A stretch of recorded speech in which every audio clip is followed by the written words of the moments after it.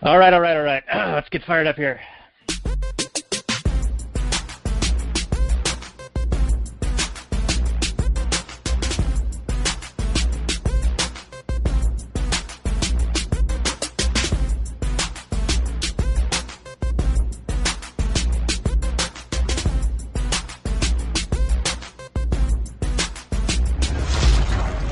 Maximum freedom. Read. Stay on target. Maximum freedom. Stay on target. Maximum freedom. Read Rothbard. Hello and welcome to the actual Anarchy podcast, the podcast where we talk about movies from a Rothbardian and Anarcho-Capitalist perspective. And tonight, it's not the best show in the world, but it's a tribute, and it's a tribute to our friend Lewis Liberman, who passed away recently. He was a two-time guest on our show. He was on for Ghostbusters and Equilibrium. And in honor of him, we are going to be doing a show about Brazil. It's one of his favorite movies, and we had tentative plans to have him back on to talk about it. So with that out of the way, let's say hello to Robert on what will be episode 116 of the show. Hey. Glad to be back. Glad to be on the show. Thanks for having me on. I'm really missing Lewis on this one. If this was one of his favorite movies, I really want him on the show to tell me why. Because you sent me a link that had a bunch of in-depth analysis of the movie, like someone really breaking it down and really obviously appreciated the movie far more than I did upon just a single viewing. Because for me, spoiler, this movie is a total mess. Yeah, well, we'll certainly get into it, and we should do that on the Last Nighters portion of the show. But before we get into that, I do want to mention two things. One is there is a wonderful tribute article to Lewis by the Dissident Mama, and she writes at dissidentmama.net, I want to say, and I'll put a link to it in the show notes page. And it also shows up on the actual Anarchy page, as did Lewis's work of Libertopia cartoon. So those two things are already on actualanarchy.com. And we will have links to those on the show notes page at actualanarchy.com/116. And a final note before we get into Last Nighters is there is a GoFundMe set up for Lewis's wife and son to help them with the arrangements and readjusting to this new reality. And so there's a link for that. And it's there's a short link for it. It's actualanarchy.com/Lewis, LEWIS. And that will take you to the GoFundMe site where you can contribute some money and help them out if you're down with that. I've put a little bit their way, and I can't imagine going through this type of situation, especially at a guy who's my age. It really, and you're older than me, Robert. It really makes you kind of think, right? Yeah, I'm obviously living on borrowed time. I mean, he was totally healthy apparently, and then he just up and gone. Yeah, totally unexpected. It can just happen. So yeah, cherish your loved ones and the time you've got, and don't wait for tomorrow to do stuff. I mean, if you got something you've been just procrastinating on, just get to it, man.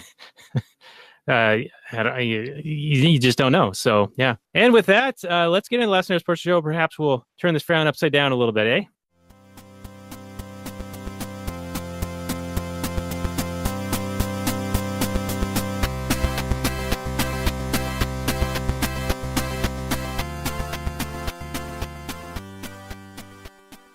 Hey everyone, it's Daniel Elwood and Robert Johnson, The Last Nighters, and The Last Nighters is part of the Launchpad Media, where they're always launching new ideas in your direction. You can check it out at thelaunchpadmedia.com. You can also find the show notes and more for this episode, the 59th episode of the show, at lastnighters.com/59. We're going to be talking about Terry Gilliam's Brazil, and this is in honor of a friend of ours who has passed away recently. This was one of his favorite movies, and so as a tribute to him, we wanted to discuss it. We were actually going to be having him on as a guest at some point in the future to discuss this, but due to the recent events, we are going to do it now with him in memory. So let's say hello to Robert before we get into the Google description and kick this bad boy off. Hey, what's going on, everybody? Glad to be back in a somber episode. Serious tone, but we'll try and have a good time anyway in Lewis's memory. Well said, sir. And there's a GoFundMe set up, so if you want to contribute in any way to help his surviving wife and son, you can go to lastnighters.com/Lewis, LEWIS, and that will be on the show notes page as well. So with that out of the way, let's get into the Google description. This is Brazil. Came out in 1985. Drama fantasy, 2 hours and 23 minutes, depending on the cut. This was that's the long cut. Directed by Terry Gilliam of Monty Python fame. And it got some pretty good reviews here. 8 out of 10 on IMDb, 98% Rotten Tomatoes. However, Roger Ebert gave it a 2 out of 4, and 86% of Google users like it. Here is the description. Low-level bureaucrat Sam Lowry, played by Jonathan Pryce, escapes the monotony of his day-to-day life through a recurring daydream of himself as a virtuous hero saving a beautiful damsel. Investigating a case that led to the wrongful arrest and eventual death of an innocent man instead of wanted terrorist Harry Tuttle, played by Robert De Niro, he meets the woman from his daydream, and in trying to help her gets caught in a web of mistaken identities, mindless bureaucracy, and lies. Budget of $15 million, box office of $9.9 million in North America, but I think internationally did better than that. It's become a bit of a cult classic, and we will have a fair amount of stuff to discuss on this, but what do you say so far, Robert? Well, seems to be one of those movies that is either less than the sum of its parts, or more than. There's an article that you sent me, What Does This Movie Mean?, where he really gets into the nitty gritty and all this symbolism and iconography of what actually is going on, as opposed to what just appears on the surface to be is what's going on. So it's fun that, you could enjoy it on different levels. But for me, if you have to go online and do a bunch of research to really enjoy a film, I think that's asking too much of an audience. I think you really need to put it up on celluloid for the audience to. I guess it's all up there, but maybe I'm just too dumb. Maybe I'm just too stupid. I don't know. It's a cerebral film. It's either a cerebral film or it's a mess of a film. I don't know. I've got notes. Yeah, and I see where you're coming from, because I was watching this for the second time. I watched it for the first viewing ever about 10 years ago, and then again recently for this episode. And I was confused the first time, and I was confused the second time. But after reading that article, it makes a lot more sense. And now that I've had some time to sort of reflect on it, I think it's one of those movies that would benefit from multiple viewings. But the caveat there is you have to have enjoyed it the first time or two. Yeah. Otherwise, you're not going to be able to get through it, because it drags, man. It just goes and goes and goes. And you're like, what's going on? Why are we daydreaming of being an angel fighting this samurai warrior for long sequences, and multiple times? And I was chatting with you on IM as my wife and I were watching this, and I'm like, oh my God, it's not over yet. It's not even halfway. And multiple times while I was watching it, I was like, what is this movie about? What is the plot? He saw a girl, and it looks like the girl that he's always fantasizing about saving. So that's why he's chasing her, I guess. But what does he hope to accomplish? Is this like a romance movie? Is this a love at first sight? And therefore, okay, so anyway, let's start at the beginning, okay? First off, the audio mixing is horrid, absolutely atrocious. There are parts of the film where it's super, super loud, and then quiet, and then loud and quiet and loud, and it sounds just awful, just the worst. But it starts off in a dystopian world, and it's like those low-budget science fiction movies where, in order to tell you that it's a sci-fi world, they just put tubing everywhere and ducting, and you're like, okay, it's a low budget movie, even for that time, right? In 1985, 15 million, it's not a whole lot of money, but it's way more than it is now. Yeah, right? Thanks, inflation. Thanks, Fed. Yeah, so I don't know how much was Jurassic Park made for, but under 100 million, I would imagine. I don't know, but anyway, so it's one of those worlds where everything's shitty. And so the main character, he lives in this apartment, and it's kind of like he has this technology that's kind of supposedly kind of futuristic, but it's crappy. So it's like Pee-wee's Big Adventure, came out the same year. In Pee-wee's Big Adventure, he has all this Rube Goldberg machine that makes his breakfast for him. And in this movie, he's got a shitty Rube Goldberg machine that can kind of make breakfast, but it doesn't. It makes it kind of crappy and wet and soggy. So technology is crappy. So we know that there's something going on economically. There's some kind of totalitarian system that's preventing the market from functioning properly. Because otherwise, this technology would be good. You know what I'm saying, Daniel? Yeah, for the most part. It seemed like there was Central Services was the only provider of pretty much anything. It reminded me of in WALL-E, what was it? By and Large was the one provider of everything, and in Idiocracy it was it Costco or No, there were several companies in Idiocracy. There's Brondo and Costco University. Right. But, a similar kind of thing where like there's a state-imposed monopoly system in place that they don't care about the quality of the goods and services or the prices of them or whether they work great or not, because you can't go anywhere else. You got no option. And this is my argument against the monopoly justice providers, the court system and the police, because, well, they may have good intentions, but because they don't have the ability to economically calculate, there's no feedback mechanism, there's no competition, there's no alternatives. They're going to get paid no matter what. You're a captive audience here. You're a captive payer of their services, whether they provide good service or bad service. So they have no incentive to improve, whether they are well-intended or not. Indeedly do, sir. All right, end rant. Excellent rant. I appreciated it. And I tried to do it in such a way to not be offensive because, we live in such a PC culture now. You have to be careful about that, especially if you're in the UK. You would get arrested. Indeed. Yeah, probably. All right. So you've set the stage a little bit at the beginning here. We got this bureaucracy, totalitarian control. There's regulations on everything. There's forms and procedures that need to be followed on everything. And that's stunted the technology here. It's sort of stuck in this steampunk mid-40s kind of era. Right, and everybody's kind of just okay with it. They're kind of just blasé. Well, that's just the way it is. No sense trying to make it better because you'd have to fight the state probably to improve it. Right, and fill out form 6473-B. Yeah, that's another thing. The one thing that I had with this movie and other dystopian type movies, but especially this one, where like they always have this bureaucracy level in common. Everybody recognizes that bureaucracy is like this really horrible thing. But it seems like this movie was made by someone who doesn't really fear like the authoritarian aspects of a totalitarian government. I mean, they do to some extent because they show these stormtroopers and whatnot going around killing people. But the characters themselves are kind of like, to it. Like, it's not that big a deal. The one thing that they're all really upset about is the hassle and the waiting involved in the bureaucracy. Like they have to go talk to a guy and they have to ask, for permission to do this. And you have to fill out form X next to do that. But you didn't get stamped, so you got to go back to the other department before you come back over here. Right. It seems like it's basically made by someone who equates bad government with the DMV and just the DMV. Like totalitarian government would be fine so long as it isn't like an inconvenience to people. Like they're okay with the morality aspects of it, but if it wastes their time, then they have an issue with it. It seems like they don't have an understanding of how it destroys the economics. I mean, they show it on screen, but I'm not necessarily sure that they understand it. Do you know what I'm saying? Yeah. And it makes me think of your random do-gooder who votes for program X, Y, and Z to help people.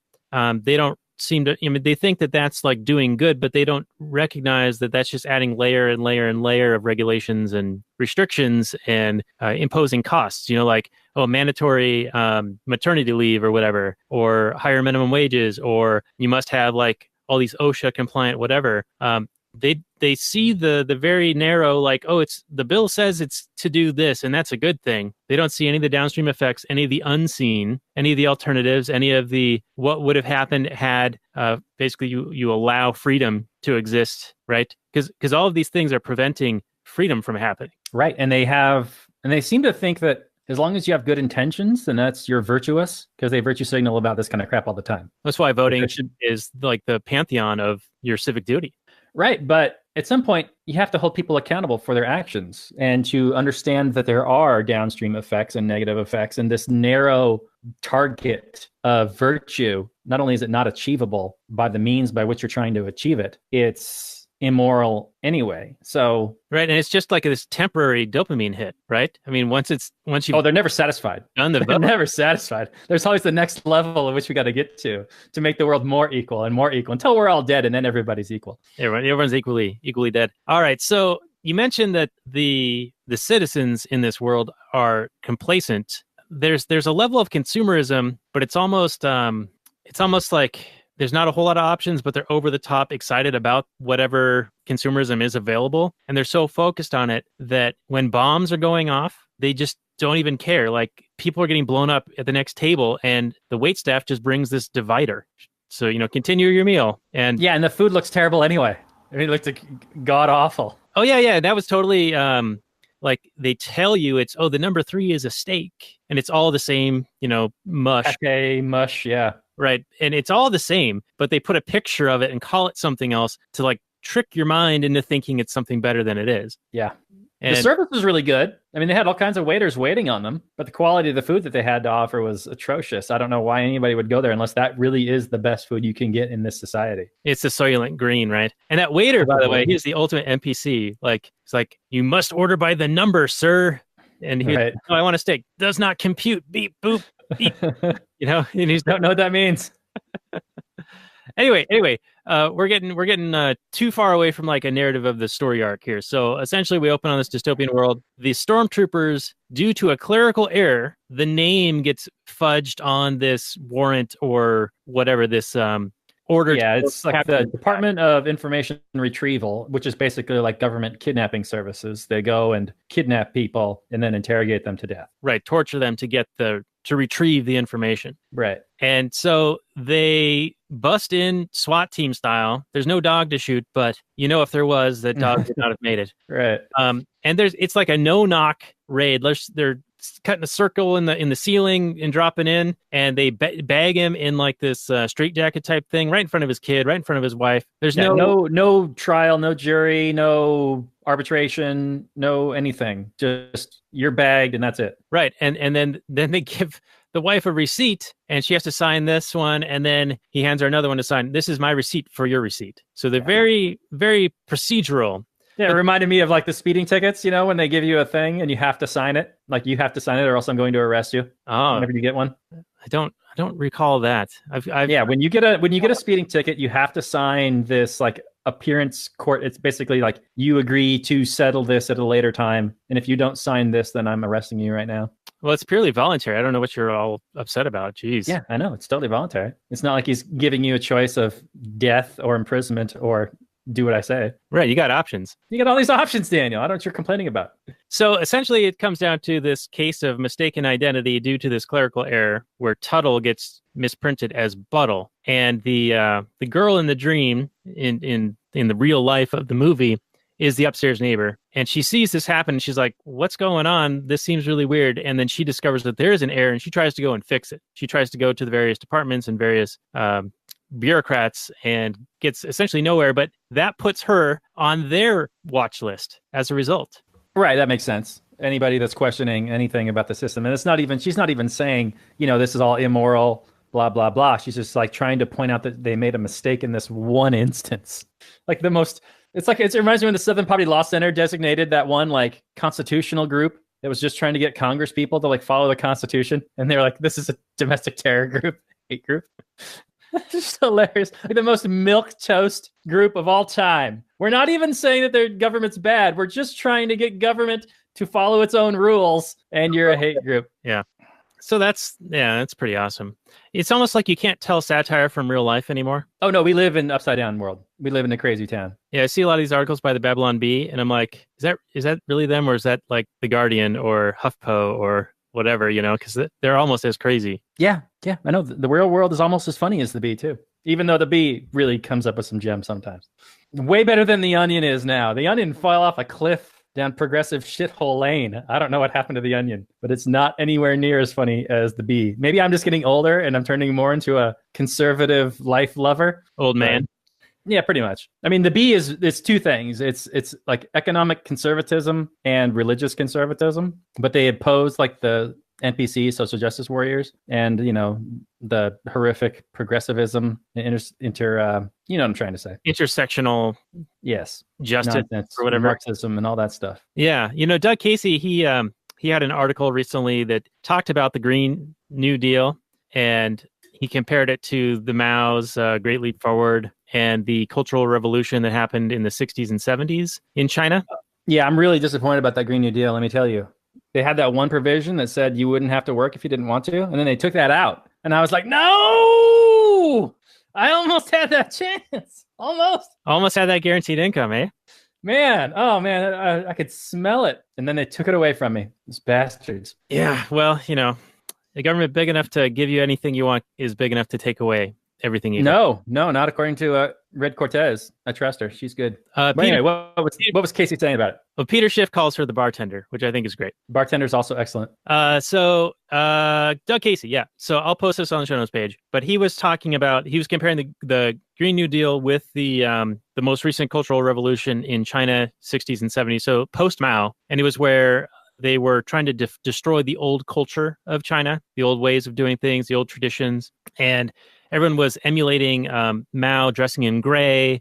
And this was when struggle sessions were happening and shaming and a lot of social pressure, and people were virtue signaling by like saying that, you know, they had Mao's little red book, and that was like to give them cover to not be attacked or harassed by people.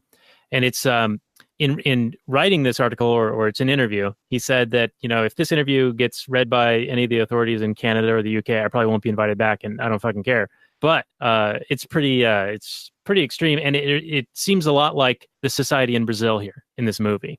You're saying that the society of China during the post Great Leap Forward is much like the society of Brazil, right? With everyone wearing the monotone color scheme and everyone just filing along, very automaton-ish stuff, right? Go along together. Yeah.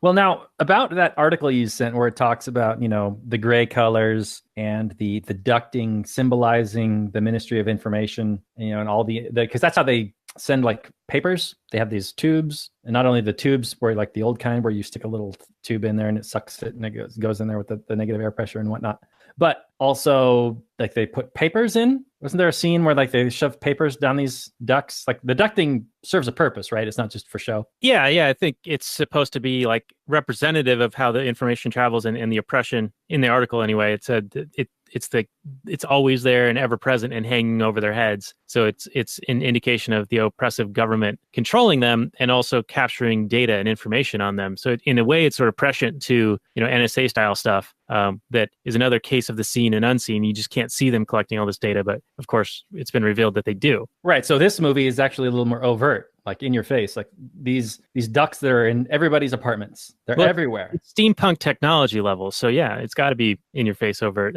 Right. So they're just not good as they are now, because now we carry around little devices that are always listening to us. But then you actually had to have somebody hear it, overhear it, I suppose. Right. Yeah. There's a great movie called The Lives of Others. It's about the East German Stasi and how they would spy on people with very, you know, primitive-ish methods, like low-grade technology, like holes in walls and like bugs with, you know, big wires and stuff. And it's a difficult watch, but we could do that one at some point in the future if you want to get down into some East Germany action.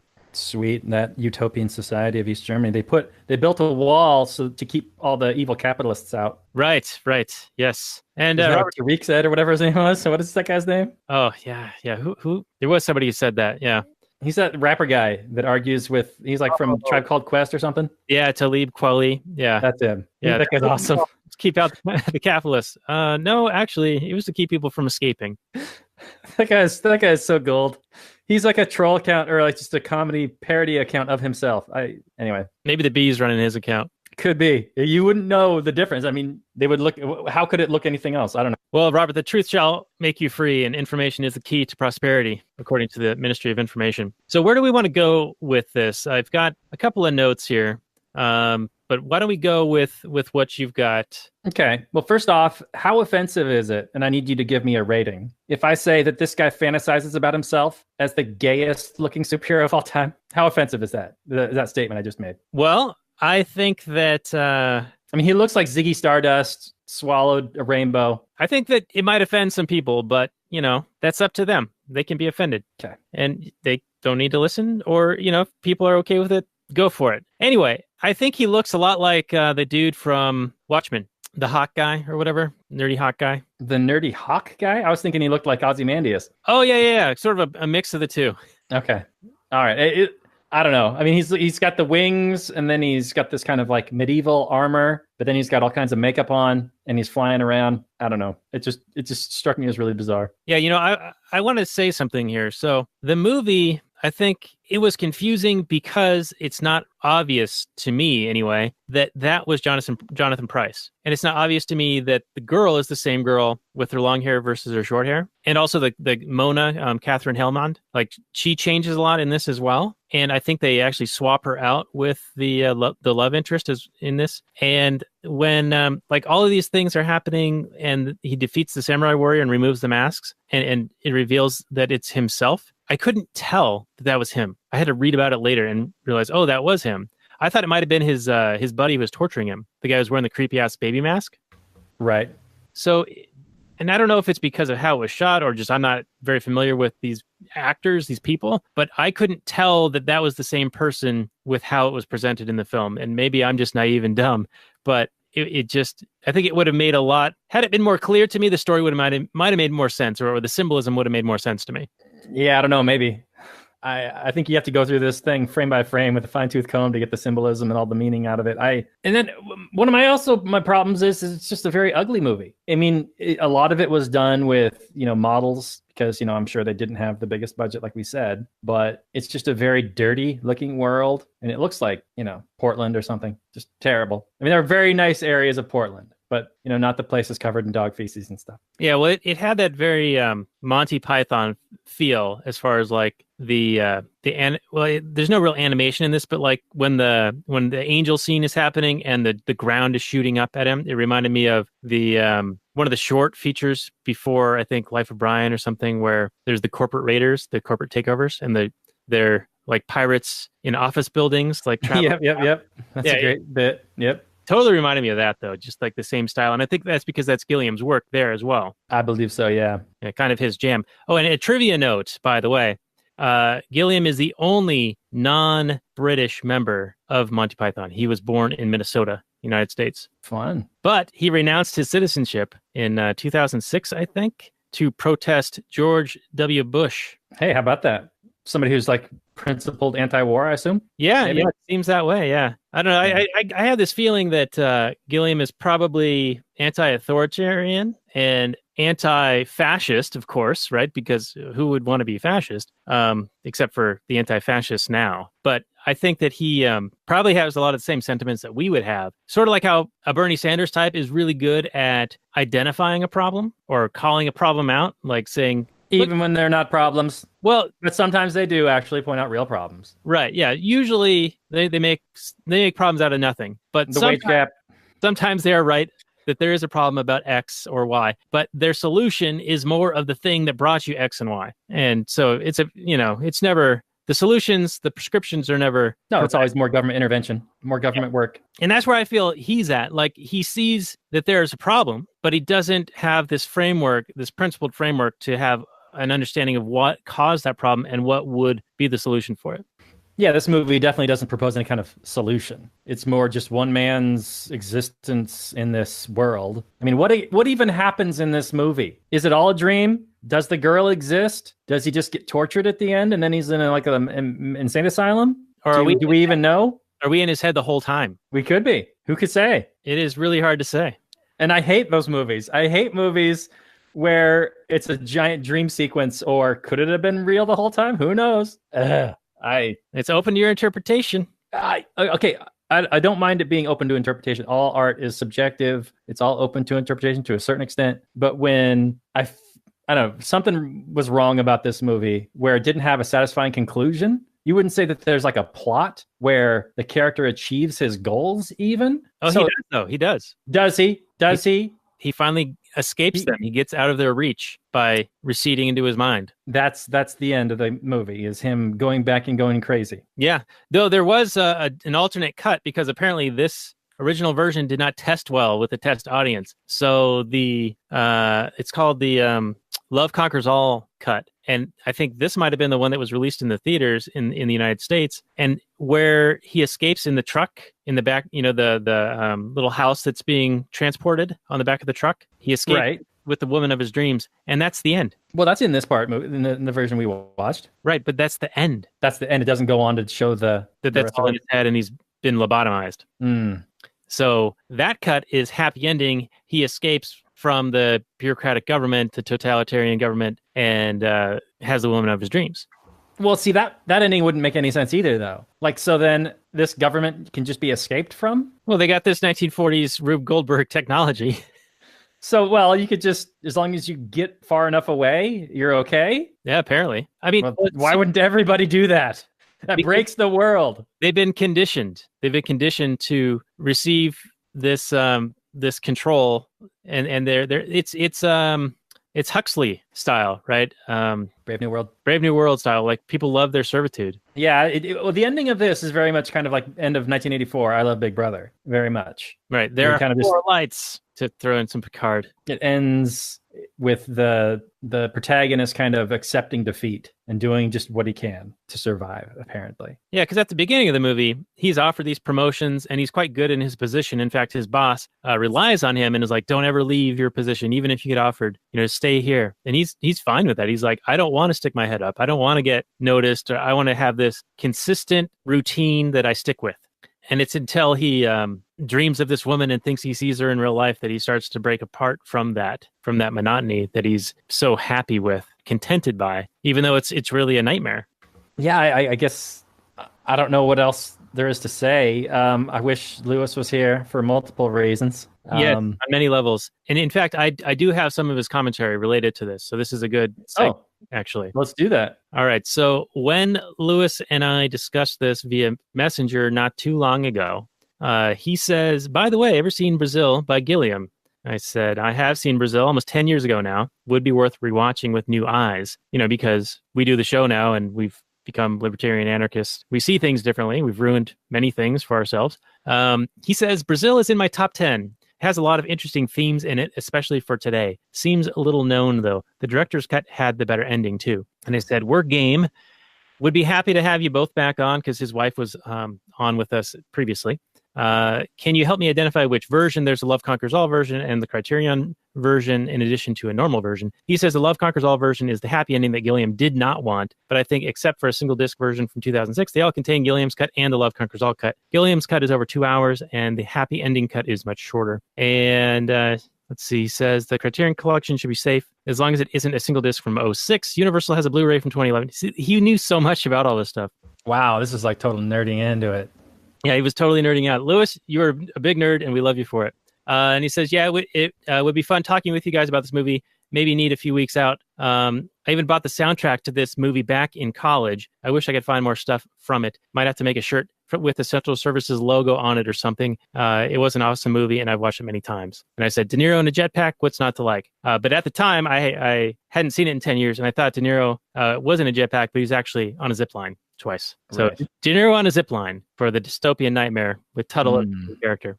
And I wonder if this Tuttle is the origin of the Tuttle Twins, that book series for kids that teaches about free market and non-aggression principle, the Tuttle Twins book series. My kids love it. And the most recent book of that is called The Fate of the Future, and it's based on a Murray Rothbard book. And they actually talk about dystopian movies in that and how I think they read Anatomy of the State, and they're like, how would you avoid a dystopian future? Well, you'd learn these things in Murray Rothbard's Anatomy of the State.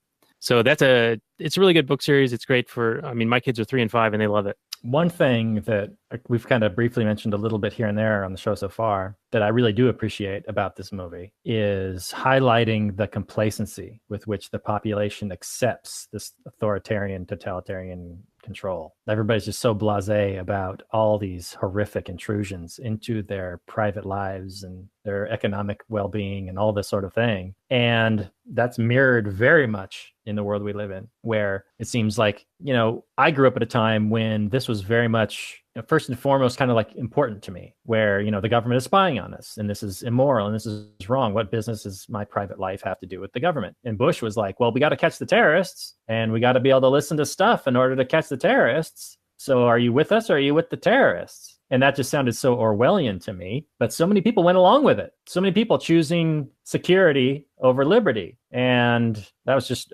disgusting to me at the time, and even more so now. But you see it still over and over. They say, if you don't have anything to hide, you're going to be fine. You don't have anything to fear. Even though everyone commits 3 felonies a day. Right. But that's the prevailing opinion. And to be fair, most people live their lives where you don't even notice the government intrusion because it's all that seen and unseen stuff. You don't see all the wonderful things that would exist if it were not for the government. You just see your friends and your family, and you interact and you go to your job and you come home, and maybe you see a cop on the road. But for the most part, you don't have to deal with the state. You do it every couple of years. You do it, once a year at taxes. You do it every couple of years at the DMV and whatnot. And it's always a nightmare. Or you do it when you're traveling and you get groped by the TSA or something like that. But for the most part in your daily life, more for some and less for others. If you're a high traveler, you deal with it all the time. But for the most part, the average person is like, I don't have a big problem with the government. I mean, life seems to be fine. But for anybody who's paying attention, just like, are you insane?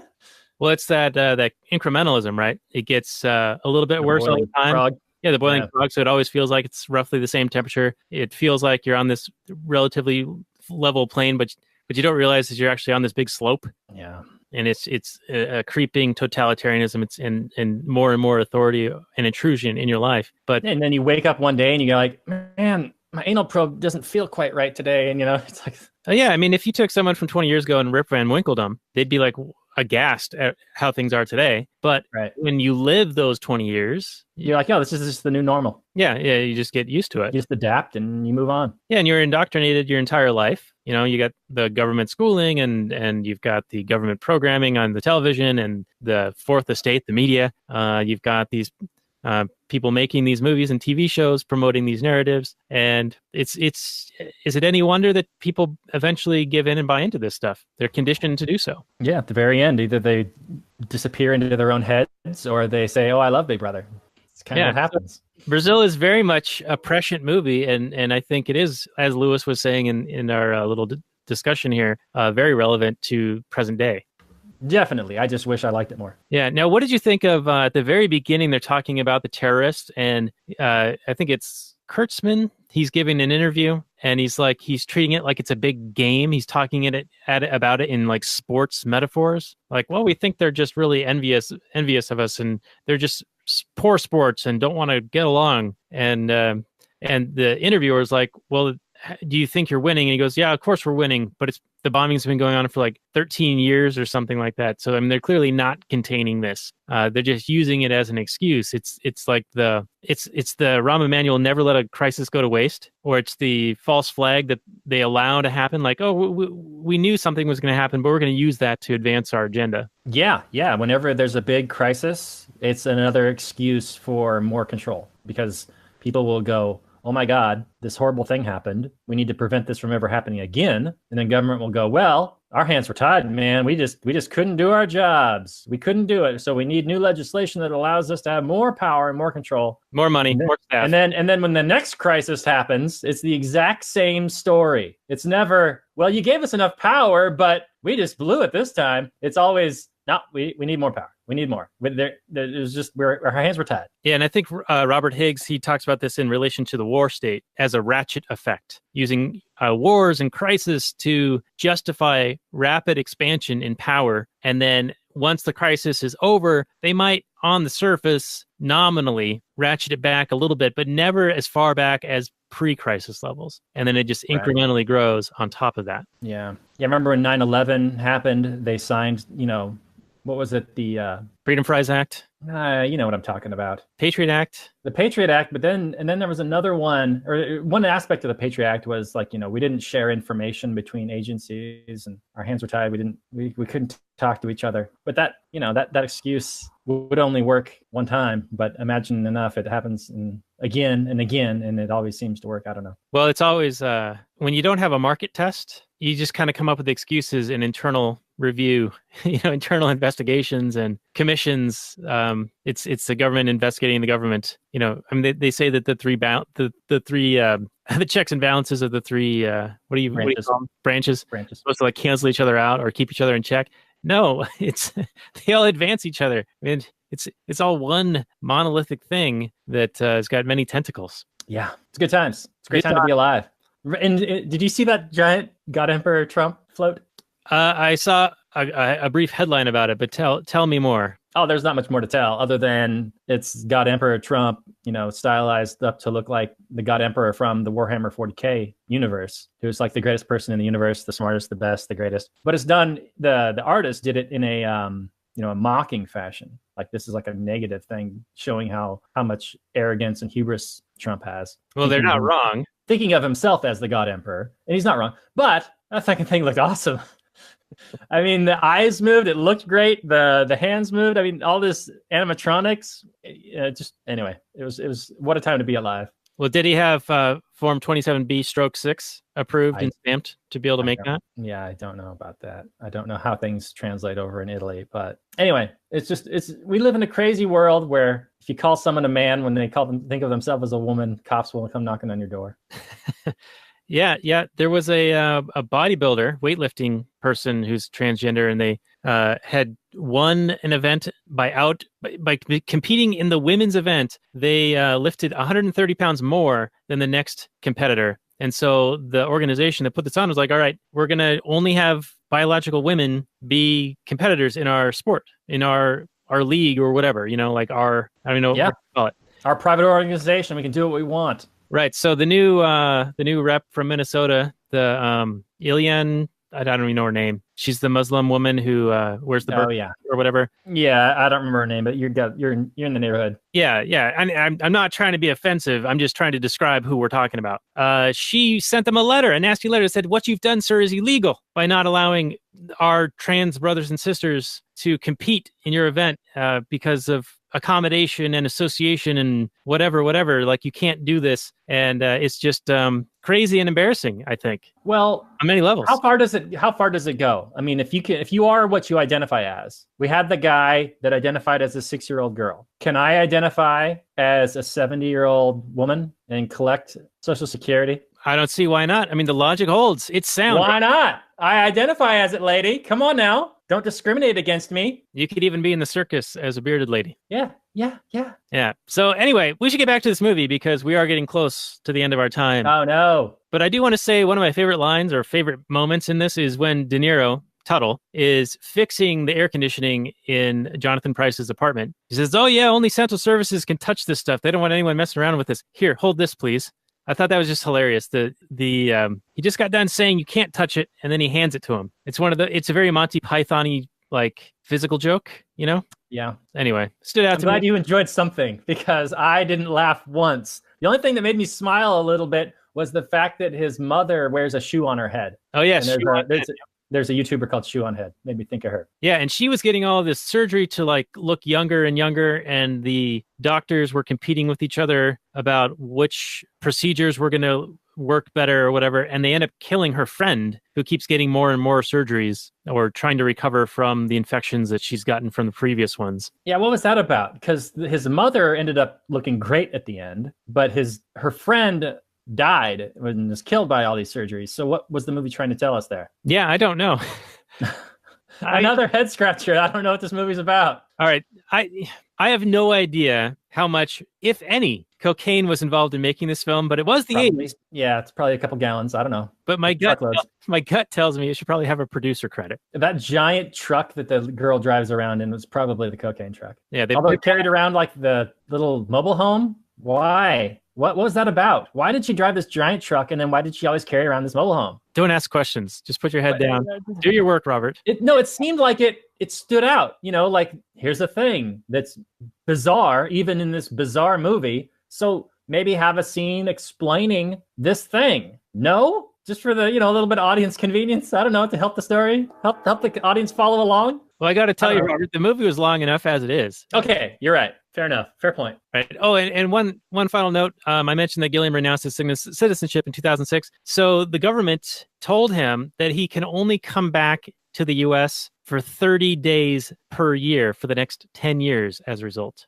So like he would have to be like a visitor green card type of person? Yeah, get like a 30-day visa or something like that and not be able to stay any longer than that. And it seems like almost a retribution type of thing. Yeah, it's a little fuck you. Yeah, we're going to punish you. Mm-hmm. Yeah, so that's cool. Yeah, it's all good. And let me see. What else? You're not supposed to leave the family. You don't like it, leave. But if you do leave, we're going to mess with you. Oh, and we're going to go through your finances and make sure you're not taking too much money out of the country. And charge you money on the way out. That's right. I forget the name of his buddy who ends up torturing him at the end, but he was also very closed off to the harm he was inflicting and even brought one of his triplets daddy brings daughter to work day, and he gets her name wrong. He calls her Cindy or Chloe, but her name's Holly. But he's like torturing people to death to extract information, and he's got his daughter there, and he wears this like creepy baby mask. Like that thing, I'm surprised that's not like a very prominent Halloween costume, that creepy baby mask. Yeah, it was really creepy. It was scary. Anytime a full-grown man has some creepy-looking baby mask on, it's unsettling for sure, and especially from someone who's torturing you to death. That would not be good times. No wonder you're going to retreat into your own mind to escape that kind of horror. Yeah, indeed. Anything else before we do the final summary and review? Just looking over my notes. I've got one more thing. There were like 5 or 6 different agencies or departments that they were looking for this, the person's name, Buttle. They were looking for information about what happened to him. And they all had a different name for what condition he was in, right? What status he was, like eliminated, expired, closed, ended, but none of them could say dead or deceased. They all had like their own, like double speak kind of word for it. Like It's funny that you mentioned that. It's funny you mentioned that because I'm listening to Hardcore History, Dan Carlin, and he's talking right now about some of these atrocities that were committed in World War II. And he's talking about the Japanese rape of Nanking. And he's talking about some of the diaries and stuff that the soldiers were talking about, in their daily whatevers. And like, we dealt with, 15,000 enemy combatant, enemy POWs today. We found a giant ditch and we dealt with them, or we took care of them. They never said that they murdered them, that they killed them. It was always these euphemisms. So there's always this doublespeak, I think, that comes along when people are doing horrific things. Right, and it also shows how every department has their own vernacular, and so there is that miscommunication or that misunderstanding even within the same organization. Bureaucratic system, right? Right. Yeah. So Good times, great oldies. All right, well, let's get into that final summary and review. And I'll go ahead and go first if you don't mind. So this movie came to us by way of our friend Lewis, and he was a graphic designer, much like you are. And I think that one of the things that caught his eye in liking this was the ability for the director, Terry Gilliam, to basically go wherever his imagination wanted to take him. He had granted some low budget, but pretty amazing set pieces. He created a whole world here, this 1940s technology Rube Goldberg steampunk kind of genre that's also got that noir theme to it. Like that's like his jam. And I think from an aesthetic viewpoint, an artist would look at that and be very pleased with what they're seeing. Like there's a whole bunch of little Easter eggs and eye candy to catch all over the screen in many of the scenes. And Robert, I was pointing out a bunch of the posters that I was seeing to you in our chat, and you're like, oh yeah, there's tons of great stuff in the background. So if you guys do watch this movie again, and it is available on Amazon Prime right now, so if you're a Prime customer, it's included. You can watch it streaming on Amazon Video. Do check it out and look in the corners and look in the background and look at what's written on the posters and everything like that. I think one of the ones that I pointed out to you was don't suspect a friend, report him. So pretty good staging, I think, pretty good set design and all of that. The story was a bit convoluted and it felt super, super duper long. When we were watching this, we made it about an hour in and I thought, okay, I'm waiting for this movie to be over. And we weren't even halfway. So I think you really need to be in the mood for it. And perhaps it does age a little bit better. Like if you watch it multiple viewings, maybe it gets better and you get more and more out of it. There's going to be an article that I'll post on the show notes page at lastnighters.com/59 that kind of gets into some of the theories behind some of the scenes that might help it make more sense for when you watch it. But it also will, of course, have tons of spoilers in it. And let's see what else. Overall, I think it's definitely worth watching. It's not my favorite movie. It does give me a hankering to watch, like another Gilliam work, 12 Monkeys. I'd like to do that at some point. And perhaps some Monty Python. It's whet my appetite for some Monty Python. But I'm going to go with a 6.5 on Brazil. I think it's a hard movie to watch, but I do recommend seeing it. So there's my little spiel. Robert, over to you, sir. All right. Well, some of those posters are really good, and they're done in like the World War II propaganda style, which I do appreciate. From a graphic design perspective, a lot of those propaganda posters were really well done. I mean, you could really analyze them for the graphic design elements and learn a few things. They had a strong impact with viewers. They had to. They're propaganda. But as far as this movie is concerned, this movie commits one of the cardinal sins with all movie making in terms of, me. And I think in general, but mainly for me, I mean, I can speak as my own experience, but this movie failed to establish an emotional connection between myself and the main character. And that is unforgivable. If I don't care about what the main character's doing, what he wants, what he's trying to get, then I don't care about the movie at all, what's happening. And that's what happened in this movie. And it's especially unforgivable because this is a situation that is ripe for sympathy from me. He lives in a totalitarian state. I sympathize with pretty much everybody living in a totalitarian state. How horrific it would be. I pretty much live in one now, but I didn't care about this character.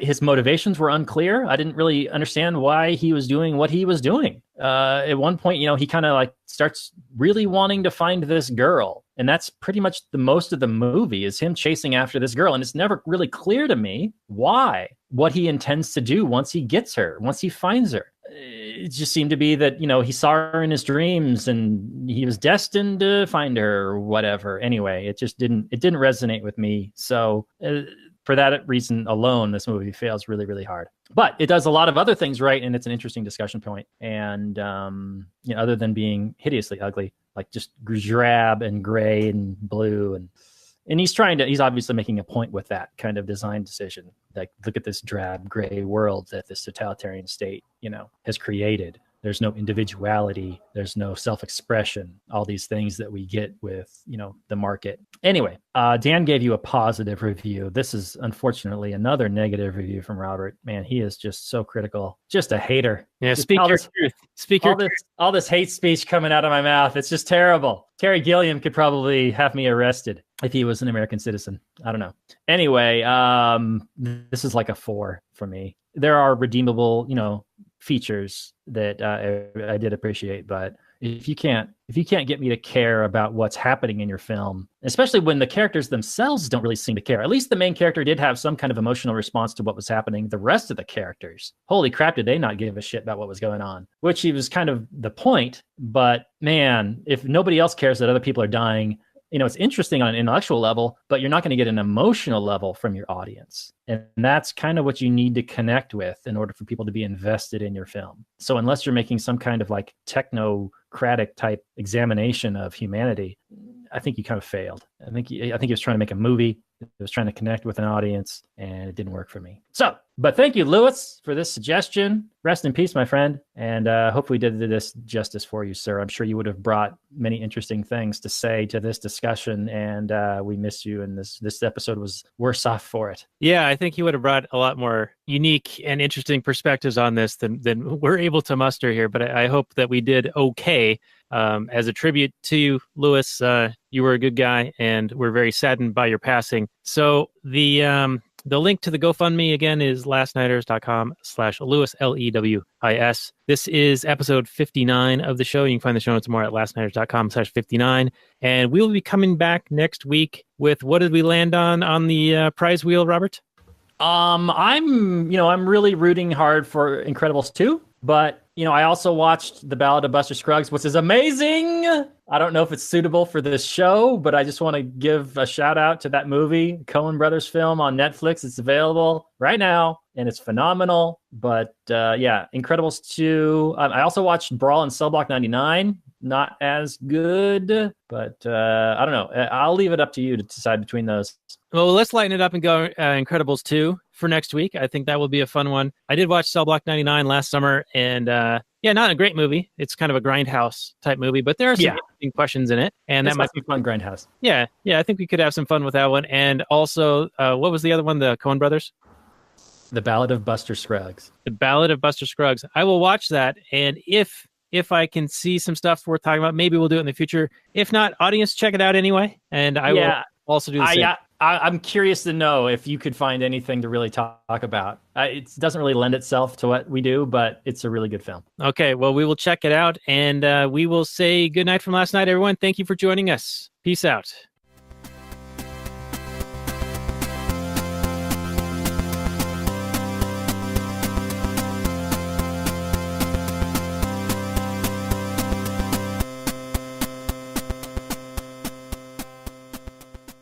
And continuing on the actual Anarchy transmission for a few more minutes. Robert, there is an interview that Terry Gilliam did with a guy named Clive James, and I will post this on the Actual Anarchy show notes page at actualanarchy.com/116. And in this interview, he's talking about Brazil, and he says, to his surprise, that apparently it's a favorite film of the far right in America. Really? Wait, who's making this claim? Gilliam's making the claim? Yes, Gilliam's making the claim that this is apparently, and he's surprised by this, a favorite film of the far right in America. Now, this interview was done probably 20 some odd years ago. So then he's sympathetic then to the far right then. Because he's making a dystopian film pointing out these dystopian ideas, these horrors of authoritarianism. Then he must realize that the far right is anti-authoritarian then. Well, he's not saying that the far right are like, hey, this is how you do a society, right? Well, I think that his comment in the context of being surprised by it, I think he's saying that I depicted a totalitarian, fascist, Nazi-esque far right society, and therefore right. I'm surprised that the far right likes this because I'm trying to show how horrific it is. Right. And then the far right must go, yeah, look how horrific it is. Or he thinks that they like it because, oh yeah, that's ideal. That's what we want. How could anybody watch that movie and go, hey, this is a really good idea. This is like a roadmap. This is perfect. Except for the UK government in 1984. I mean, they read that as an instruction manual, but. Right. And apparently this was floated, a title of this movie was 1984 and a half. Yeah. They settled on Brazil. He can't be that dense, can he? Does he really think that the far right watched this movie and went, this movie's got a lot of good ideas in terms of how to tyrannically rule a society? Well, all that bureaucracy, look at my chops. Or I'm sure that he's not talking about people like us who would be considered right, even though I don't consider myself right. You know what I'm saying? Like on the compass, 99% of the world considers you right, Daniel. Yeah. On the 4-point compass, I'm in the bottom right quadrant. Yeah, like so all that, right. I know. Me too. Yeah, I know. Me too. Okay. So in that regard, yes, I'm right, but I don't think he means that. I think he means like the neocon conservative, or maybe the neo-Nazi right. Well, I mean, these labels, they're always constantly shifting. And what does he mean? If this is 20 years ago, what does that even mean? Is that the neocon right? Is that some kind of fringe right? Is this an actual conservative, like paleo-conservative, like constitutional right? I mean, what is he talking about here 20 years ago? Yeah, well, I'll post on the show notes page, and we can give it a watch, and our audience can give it a watch, and see what you think. I wonder what someone like Gilliam would think of things today versus back in the 20, 30 years ago when he made this movie, because it really seems like, I mean, we were somewhat leftist back then, and it feels like the left has left that ideal, like keep the government out of the bedroom, personal freedom, compassion, whatever. Now it's all just clouded in compassion, but it's now very aggressive and authoritarian, property, very authoritarian, very controlling. Yeah. And in the moderate, liberal left that aren't necessarily like that, they are the more kind of personal freedom people, are just kind of going along with it. Seems to be. They're not speaking out against it, from what I can tell. I mean, I hate to speak in like these broad collective strokes, but when someone says some insane authoritarian thing on the left, you don't see a huge pushback from the left. You see the pushback from the right. And the right has turned into the free speech, people, which is crazy, because free speech was what I was all about pretty much in my college days. It seemed like a pretty important thing. Right. And the right was trying to shut down like artistic free speech and music, and yeah, they were all shutting down. Yeah. They were like talking out how NWA should be in jail or whatever, and how Marilyn Manson and Eminem are just the worst things. But now it's anybody who calls a woman a man or a man a woman. It's just the Nazi. And I don't understand the world we live in. Is this what happens to every older generation? You just don't understand the kids these days? Is that what's going on? I think that's a thing, but I think this is maybe something, an accelerator on top of that. It seems to be. They just have their foot on the gas pedal, and they're never going to be. This is why you just don't give them an inch, because they just take a mile. And they're never satisfied. Never satisfied. You don't apologize, and you don't give them an inch. Just don't give them anything. You smack down this insanity at the root. Or go Galt, or go Galt. I think is if you can. Pretty tempting. I'm working towards that. Well, anyway, I think we should end it here and maybe do some Kathleen Turner Overdrive, which is available for our Patreon supporters at actualanarchy.com/Patreon. If you are good with that, Robert. I am inclined to acquiesce to that proposal. All right, will do. And show notes more for this episode. Our tribute to Lewis Liberman is actualanarchy.com/116. There will be a link on there for the GoFundMe. That can also be found at actualanarchy.com/Lewis. And we thank you guys for joining us this week, and we will get in some Kathleen Turner Overdrive. Oh, and back for Incredibles 2 next week. Peace out.